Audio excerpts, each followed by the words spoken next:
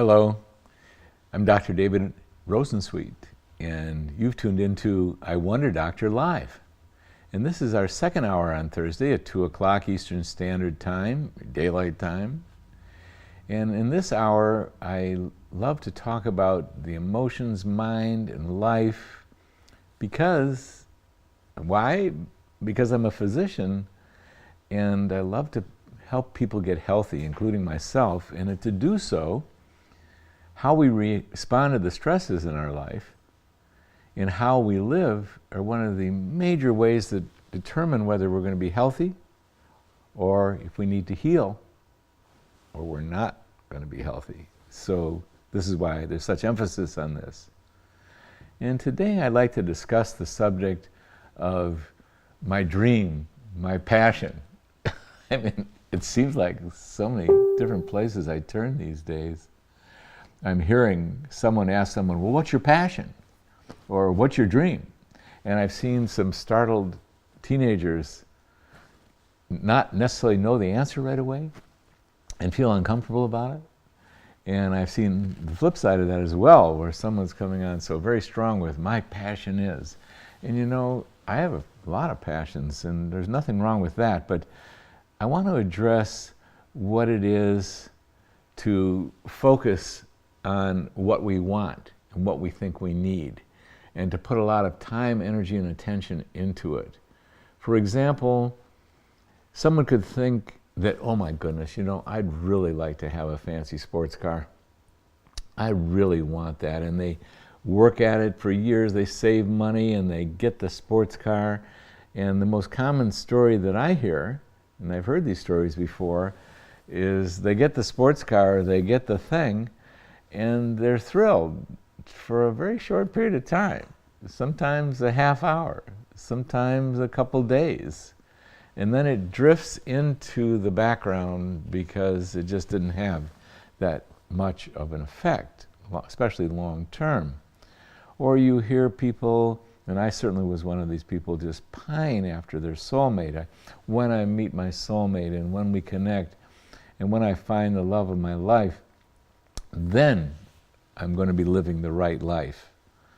And the corollary to that is, and right now, it couldn't be the right life, or I would be with my soulmate. And you know, that's a real slippery slope as well, because so many people who've gotten into a relationship and even had the thrill of the initial romance and being in love, after a certain period of time, something's dwindling there, and they're faced with the day-to-day of who they are themselves primarily and who the other person is, because they're a human being too. The grand fulfillment just doesn't take place. For example, pining after a soulmate, dreaming of a soulmate, can be stimulated by an underlying desire to be fulfilled. Or soon, someday, someone's going to love me enough that I'm really going to know what true love is. Or I'm going to be respected finally and really loved for who I am. And a couple of these subjects, they touch upon the whole issue of esteem, and it's very interesting. No one is going to be able to love and adore you enough that if you have, quote, low self-esteem, or you're not one with yourself and doing what love of self is, no one's going to be able to make up for that. And it's driven many people to multiple relationships because, oh, this relationship that I fell in love in, well, I'm not getting what I deserve. My true soulmate would certainly love me more than this. And they go on to the next relationship and serial relationships, etc. So there's all kinds of problems with keeping our mind on what we want, on what we need, on what we think we want and need. And here's the flip side of it. We have the potential of being so happy and so healthy because it's in the nature of our being. And for example, there are people who, and it's in the nature of life itself. So, for example, there are people who they get more and more consciously and sensing and awake in the moment and perceptive. They perceive what's going on. They develop that skill. And the more you, some people refer to it as awaken your senses, awaken your perception, awaken your ability to be in the moment and see what's actually going on. Oh my goodness, life is so phenomenally rich, and it's occurring most every second. I called in to ask about the mechanic about my car that's getting multiple repairs to it, and just wanted to see if the car was ready. And the moment, instead of rushing through that, I paused to just listen to this man, and oh my goodness, I heard in his voice the kindness, the amount of caring he had to do a good job, and it just touched my heart. It's how I started my day. And you know, our days are loaded with this. Yes, there's challenges, and yes, there's other things, and there's other moods, but the life that we're in can be so interesting. And maybe some of you know extremely poor people who seem to be so happy and have so much love and so much caring for their family. Or at the other end of the spectrum, extremely wealthy people who have all kinds of the common human challenges that we all have. The amount of money we have, the house we live in, the neighborhood we live in, yes, of course, we all want safety and kindness and all the more power to be successful and create that safety for our family. And at the same time, moment-to-moment happiness, moment-to-moment love is not going to be based on any place that we are, person that we're with, things that we have or don't have. It just doesn't work that way. And why doesn't it work that way? Because there's other layers of, quote, waking up. In fact, there's many stories of people, of human beings who have achieved enlightenment. And of course, in every religious tradition, there is the actual human being that began religion. Think of Christianity. Think of being a Muslim. Think of being a Jew. These religions, think of being a Buddhist. These religions had at their origin a human being who achieved spectacular qualities of love, kindness, golden rule, consciousness.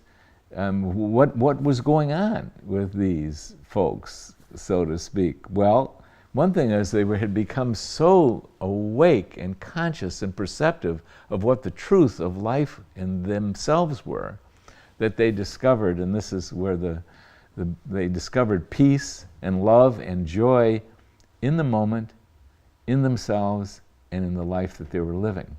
And even when there was suffering, they could still see through the suffering, stay connected with their own peace and love, and be beneficial.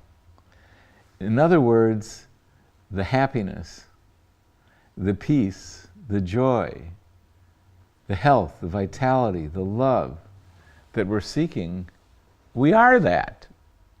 We are living energy of love. We are life. We don't, as one of my favorite teachers has said over and over again, we don't have a life. We haven't been living a life. We are life, living. So it's a wonderful subject to pursue, to ask the question, well, how can I get more present in the moment? How can I get more perceptive of what actually is going on? How can I leave when I get caught up in my mind telling me all kinds of stories about what I could be afraid of and what could happen in the future or what's been going on in the past?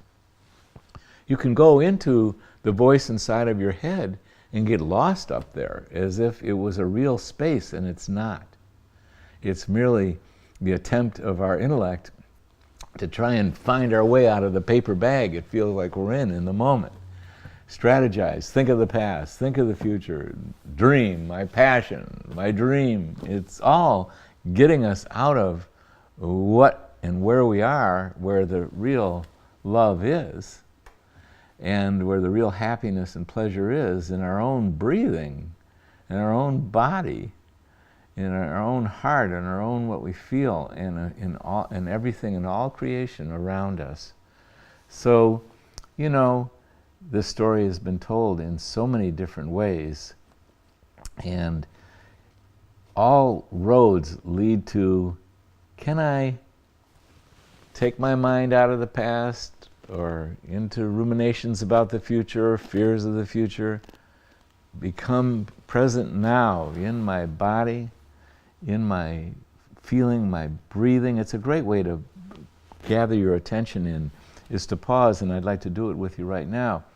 I'm going to close my eyes to focus internally, and I'm going to breathe, and I'm going to be paying attention to my breath alone.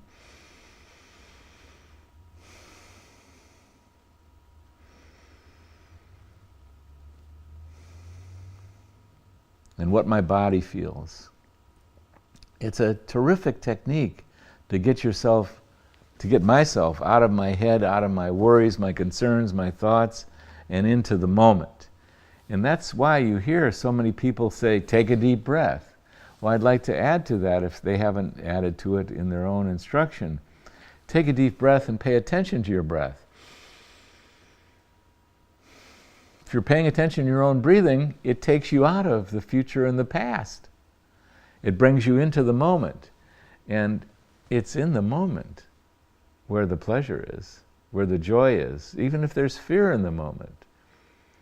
Just getting to the truth of perceiving and feeling the fear helps the fear tremendously just melt away, just by being conscious of it and feeling it. And I've reviewed that on this particular hour at different times.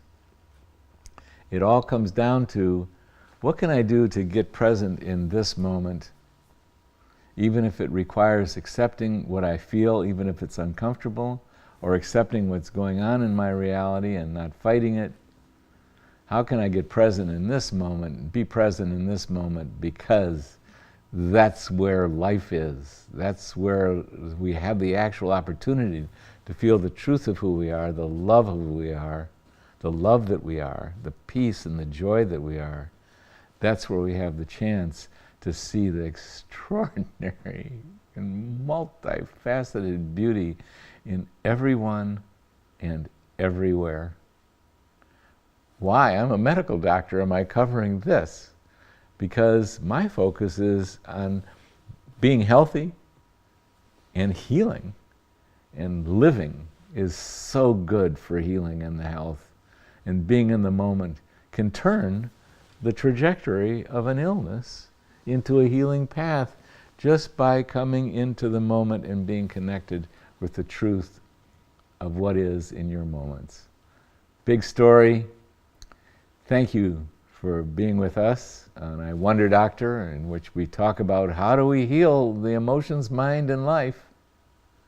We're here every Thursday at 2 o'clock in I Wonder Doctor live. So good to be with you.